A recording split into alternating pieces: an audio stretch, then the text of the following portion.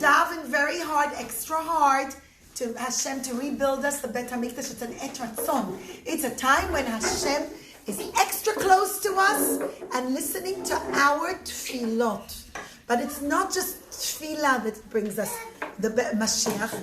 It's also, especially the mitzvah of giving. Giving what? Giving? Tzedaka. So Rabbi Akiva, when he first started out, he was extremely poor. In fact, he used to be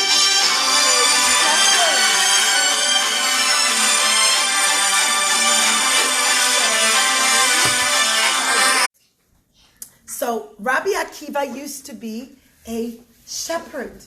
And if you remember the whole story, his wife Rachel really wanted to marry him. And she was very, very rich. She was the daughter of a very rich man. What was his name? Thank you. A bit louder, darling. Right. And Kalba Savua tells her, if you marry Akiva, the shepherd, you are going to be thrown out of the house without a penny.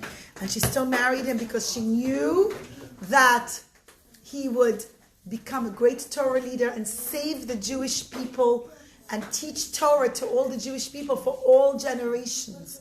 But children, Rabbi Akiva and his wife, Rachel, become extremely poor.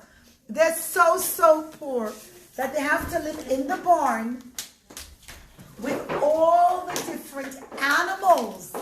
They lived with the goats and the cows, and it was smelly, and there was probably donkeys and other kind of animals.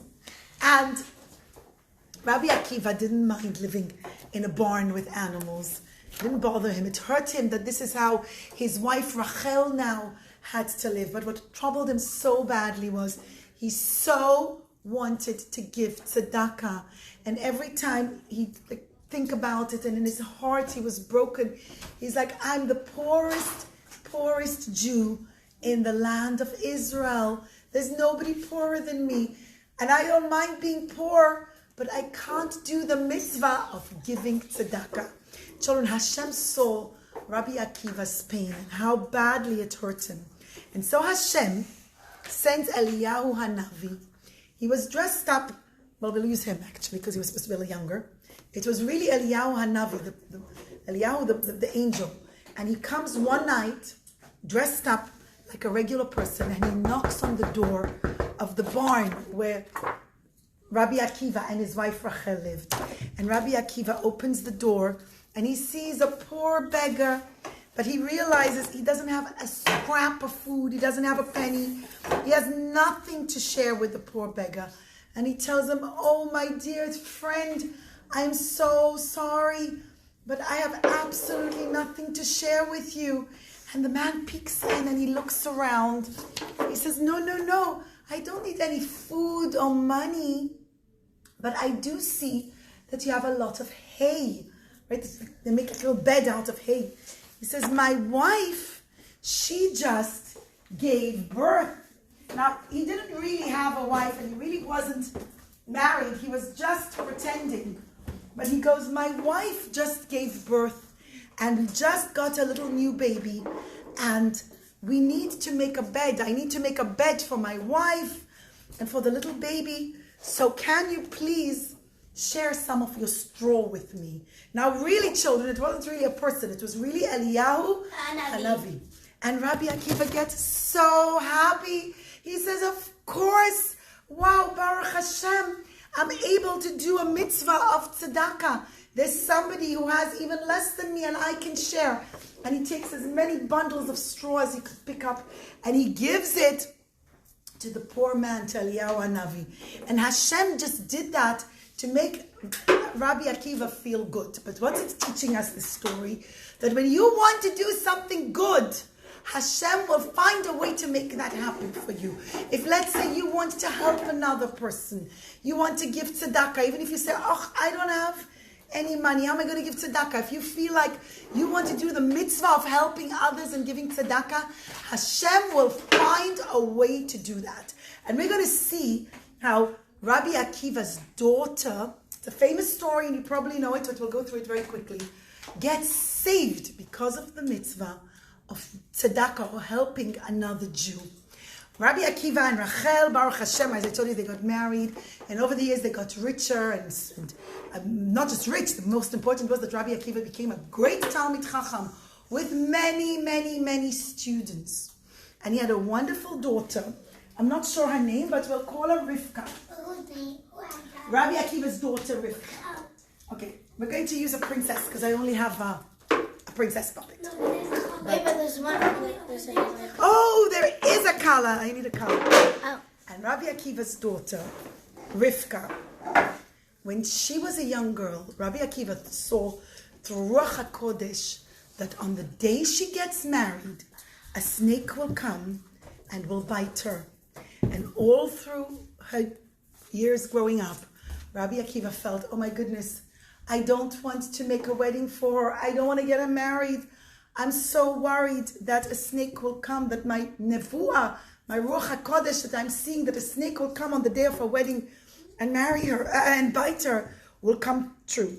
But then he realized there's a mitzvah for a Jew to get married, and that to leave her single, that's not the way Hashem wants.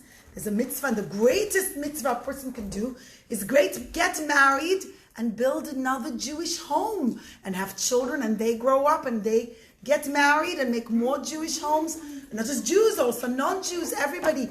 There's a mitzvah of have a lot of children and fill the world. And so children, Rabbi Akiva finds for her a very wonderful bachur, the most learned and the kindest boy. Because really, when you want to get married, the most important isn't if the person is tall or handsome or rich. What really matters is he kind, and does he feel Hashem in his heart? You know, darling, maybe our friend wants to go sit on the bigger chair. Do you want to sit on the bigger chair, darling? You can go sit on the bigger chair. And so they prep the wedding and they make a whole thing to get married. And Rabbi Akiva always worries, but there's nothing he could do. And they invite everyone and they make a wedding. And back then, in those days, children, when they used to prep the food, it wasn't, they didn't eat, sorry, I don't have my food thing with me. They didn't have, like you go to a table and everybody comes and takes food. They made enough plates. Each person got their own plate of food. If they had 100 guests, there were 100 plates of food, and that was it. Back then, it was much more difficult. And Rabbi Akiva's daughter, Rivka, we call her Rivka, I'm not sure her name was Rivka. She has a beautiful veil and a beautiful pin in her hair. And back then, they used to have like these big, sharp pins. They would like put the hair in a big bun or however, and just stick the beautiful pin in their hair and flowers and stuff like that. They used to use a very big pin for to hold her hair in the right place. And through the wedding, as all the guests come, and all the guests come, and everybody joins, and everybody's so happy. And suddenly Rivka, the bride, looks, and she sees that there's one poor man, and he's shuffling his feet, and he is standing in the corner, and he's looking very unhappy, and his stomach is grumbling, and he's got nothing to eat. And he wasn't invited to the wedding. He kind of gate crashed to the wedding. So since he wasn't invited, they didn't know that to make a food for him. And maybe they did say all the poor people come, but they didn't make enough food. And there was no food left. And the girl realizes that this poor man is hungry. And so she goes, just use this, and she takes her own plate of food, and she carries her tray with food, and she comes and she gives it to the poor man. And nobody notices that everybody's been eating except for the bride. And even though she fasted the whole day, miskena, maybe she had a little bit of water or something, but she had nothing to eat. And that was it. The wedding was over. Everybody was happy. Chatan and Kala go home. And she takes off the veil from her head, from her hair. And it's very sharp. Remember, I told you it's like very pokey. And she says, I better be careful with this. It's very pokey. I don't want to leave it around on the table. Someone might touch it and cut themselves. And in those days, like kind of a hook or kind of a place to put it between the crevices on the wall. So she took a pin and she stuck it through the crevices of the wall. So it kind of came out on the other side. It went through. And she had a pin stuck on the wall and she went to sleep that night. And she wakes up the next morning and she comes to pull out the pin and she looks at the end of it and she goes, ew, what's wrong with this? It's all full of blood. The end of the pin was red and covered in blood. And she's like, yuck, ooh, where did all this blood come from? Here, I'll use this paper. She's looking and she's seeing all, okay, I'm using pink, but it was really red. She's looking at all this red blood at the end of the pin. And she's like, where did this come from? She goes to the other side of the wall because she says, my goodness, I must have killed something.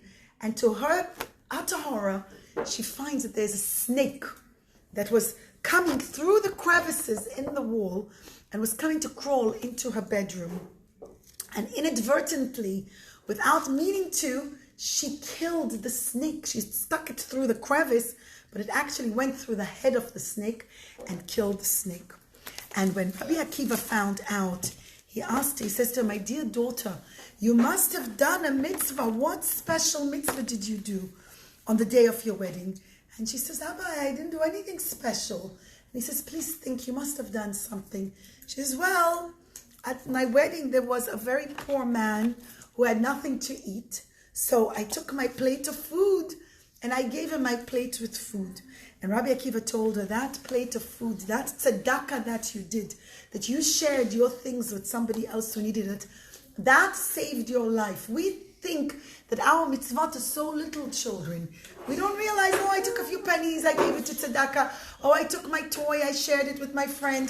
Oh, my mommy was sleeping and I didn't wake her up. Or I went and I washed the dishes for my mother, or I swept the floor.